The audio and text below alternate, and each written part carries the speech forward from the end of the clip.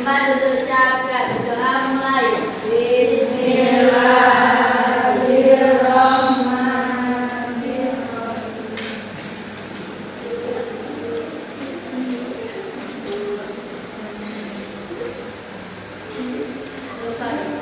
Ya, terima kasih. Ya, untuk pertemuan kali ini, ya, bagaimana kabarnya untuk hari ini? Apakah hari ini ada yang tidak masuk? Ada. Ya, jadi untuk pertemuan kali ini kita akan belajar tentang apa itu yang ada yang kita gambar itu? Ekosistem. Kita akan belajar mengenai ekosistem. Yang mana ekosistem itu ada pada di sekitar lingkungan hidup kita. Sebelumnya ke ekosistem kita explain dulu yuk. Kita bisa berdiri semua. Explainnya kayak gini ya. Nanti udah aja ya. Kalau mau kita tepuk tangan. Explainnya berarti apa? Bilang oke, yes. Oke, ayo. 1, 2, 3. Kalau kau suka hati tepuk tangan. Kalau kau suka hati tepuk tangan. Kalau kau suka hati mari kita lakukan. Kalau kau suka hati tepuk tangan. Kalau kau suka hati bilang oke. Kau suka hati bilang oke.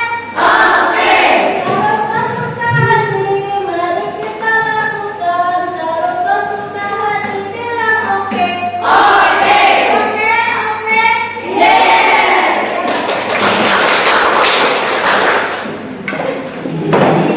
ya.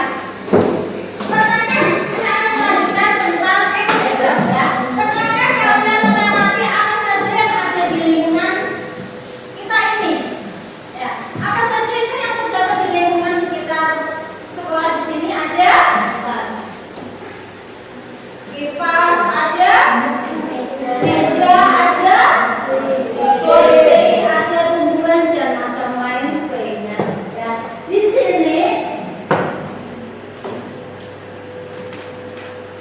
di sini, menurut kalian apa yang membuat ekosistem itu berbeda satu sama lain? Kalau kalian bisa lihat itu gambar seperti itu, ya, bahwa yang membedakan adalah antara yang hidup dan yang mati.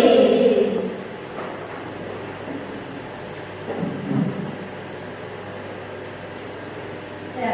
Kali ini tujuan pembelajaran kita yaitu peserta didik dapat mengidentifikasi komponen biotik dan abiotik dalam suatu ekosistem dengan benar melalui studi kasus atau video ekosistem. Yang kedua, peserta didik dapat menganalisis peranan komponen biotik dalam ekosistem secara kritis melalui analisis gambar atau video, ya, yang mana nanti kita akan menyaksikan video. Jadi kalian memahami apa itu arti penting dari ekosistem. Ini ya, semua organisme seperti tumbuhan, hewan, kemudian apa? Mikroorganisme dan manusia saling berinteraksi satu sama lain. Organisme juga berinteraksi dengan lingkungan fisiknya untuk mempertahankan keseimbangan alam. Tuh ya. Coba Mbak Nezia dibaca yang keras.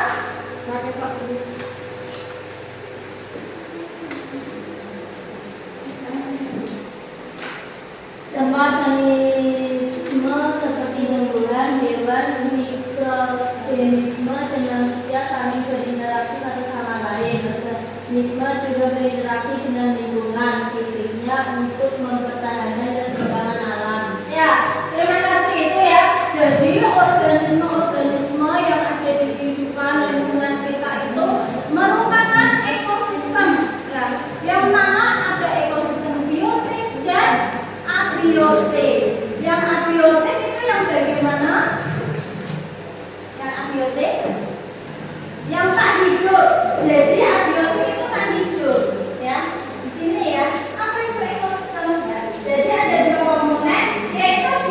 dan abiotik. Yang biotik, ya, semua makhluk hidup yang ada di bumi seperti hewan dan tumbuhan itu yang hidup itu biotik. Sedangkan yang abiotik ini seperti suhu, air, tenggelam cahaya dan angin. Ya, itu perbedaan dari komponen biotik dan abiotik. Ya, situ ya. Jadi sini ya, mengenai komponen biotik dan abiotik. Untuk itu, kita bisa menyaksikan video dulu supaya kalian nanti bisa membedakan mana itu termasuk yang biotik dan apa saja yang termasuk biotik.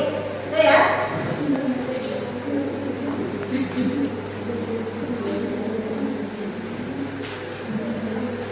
Adalah zain.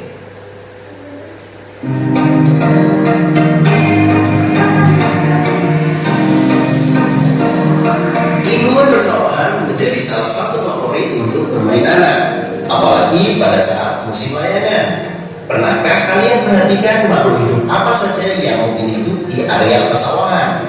Apakah makhluk hidup yang ada di dalam lingkungan tersebut saling berhubungan satu dengan yang lain? Pernahkah kalian perhatikan bagaimana berbagai makhluk hidup itu saling berinteraksi dengan lingkungannya? Lalu, komponen-komponen apa sajakah yang ada di dalamnya? Untuk lebih jelasnya, simak video berikut ini.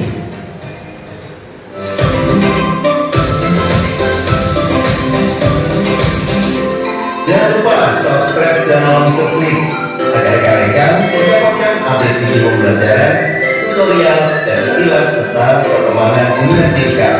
Let's go! Dalam suatu lingkungan terdapat komponen-komponen yang menyusun lingkungan tersebut. Begitu juga area persawahan. Komponen tersebut juga tersusun secara bertingkat, hampir sama dengan sistem organisasi kehidupan. Tapi ini kita sebut saja sistem menyusun lingkungan kali ya. Bolehlah biar agak mirip-mirip agar mudah dipahami. Jadi kita akan bahas satu persatu menyusun lingkungan. Yang pertama adalah individu. Individu itu merupakan kesatuan makhluk hidup yang hanya berdiri sendiri. Itu kita sering sebut dengan individu. Individu berasal dari bahasa Latin yaitu individuum, yang artinya tidak dapat dibagi atau satu makhluk hidup tunggal. Contohnya adalah seekor burung, seekor kerbau, seekor sapi. Tapi jangan ekornya saja ya, intinya satu organisme di situ. Yang kedua adalah populasi. Populasi adalah sekelompok makhluk hidup yang memiliki karakteristik yang sama, yang hidup pada waktu yang sama dan wilayah geografis yang sama. Jumlah populasi dari satu ekosistem dapat berubah dari waktu ke waktu. Populasi akan bertambah jika terdapat kelahiran baru dan akan berkurang jika terjadi kematian. Demikian juga jika terjadi perpindahan. Perpindahan ke dalam atau imigrasi akan menambah populasi, sehingga perpindahan keluar atau emigrasi akan mengurangi jumlah populasi. Contohnya sekumpulan gajah, sekumpulan jerapah, sekumpulan suketepi, kurang ya. Yang ketiga, itu adalah komunitas. Komunitas adalah sekumpulan organisme yang terdiri dari berbagai macam populasi makhluk hidup. Bisa juga kumpulan jerapah dengan kumpulan kumpul, dengan kumpulan rusa dan juga macam-macam lainnya kumpulan makhluk hidup. Itu adalah komunitas. Selanjutnya ada habitat. Habitat merupakan lingkungan fisik di mana suatu organisme hidup. Kita dapat mengatakan bahwa habitat kambing di padang rumput, habitat kera di atas pohon. Dapat juga dikatakan bahwa habitat adalah tempat hidup asli suatu organisme. Keadaan habitat suatu organisme meliputi iklim, keadaan tanah, air, serta jenis tumbuhan dan hewan. Jika lingkungan fisik itu rusak, maka dapat mempengaruhi organisme yang hidup di dalamnya dan dapat mempengaruhi seluruh ekosistem. Misalnya ada habitat kolam ikan, habitat air laut, habitat juga kolam teratai ataupun banyak lagi habitat-habitat yang lain. Selanjutnya ada ekosistem. Ekosistem adalah kesatuan komunitas. Untuk videonya, kalian sudah paham ya? Kalau sudah paham, nanti kita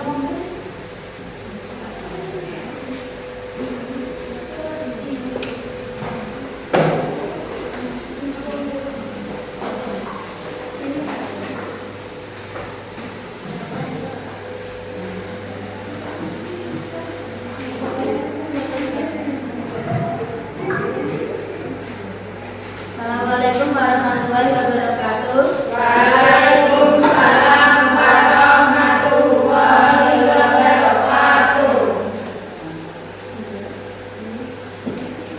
Kami dari kelompok 2 ingin mempresentasikan hasil dari komponen biotik dan abiotik dalam ekosistem. Tujuan, siswa dapat membedakan komponen biotik dan abiotik. Siswa memahami hubungan antara komponen biotik dan abiotik dalam suatu sistem.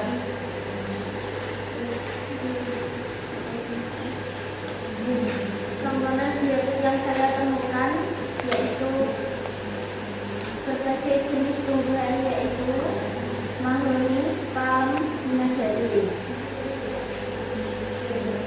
dan berbagai jenis hewan, yaitu capung, ular, burung, merak, kucing, singa. Biologi air, udara, tanah, rumah, mobil, sinar matahari. Pertanyaan 1. Komponen biotik apa saja yang paling banyak kalian temukan? Jenis tumbuhan yaitu mahoni, palm, bunga jati. Jenis hewan yaitu capung, ular, burung, merak, dan komponen abiotik apa saja yang paling berpengaruh terhadap kehidupan makhluk hidup di ekosistem tersebut? Air, cahaya matahari, suhu udara atau iklim tanah. Jelaskan bagaimana komponen biotik dan abiotik saling berinteraksi dalam ekosistem yang kalian amati. Ketergantungan komponen biotik abiotik makhluk hidup sangat bergantungan pada komponen abiotik untuk keterlangsungan hidupnya. Contoh, tumbuhan membutuhkan air, cahaya matahari, mineral, dan tanah untuk tumbuh.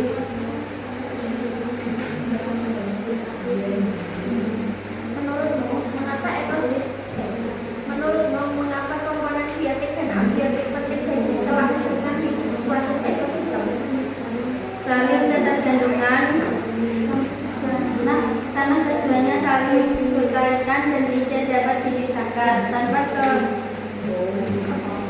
komponen abiotik yang mendukung komponen biotik tidak dapat bertahan hidup.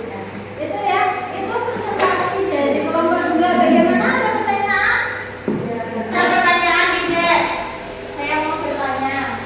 Ya, silakan, ada yang mau bertanya dari kelompok 1. Silakan. Kita sebagai manusia yang hidup di muka bumi, apakah kita bisa hidup tanpa dari komponen abiotik yang salah satunya adalah air? Jelaskan. Oke, saya jelas. Kita hidup di dunia ini tidak bisa hidup tanpa air karena air merupakan salah satu sumber kehidupan yang utama. Jadi, kita perlu sekali yang namanya air. Ya, itu bagaimana jawabannya? Itu ya. Jadi kita itu tidak bisa hidup tanpa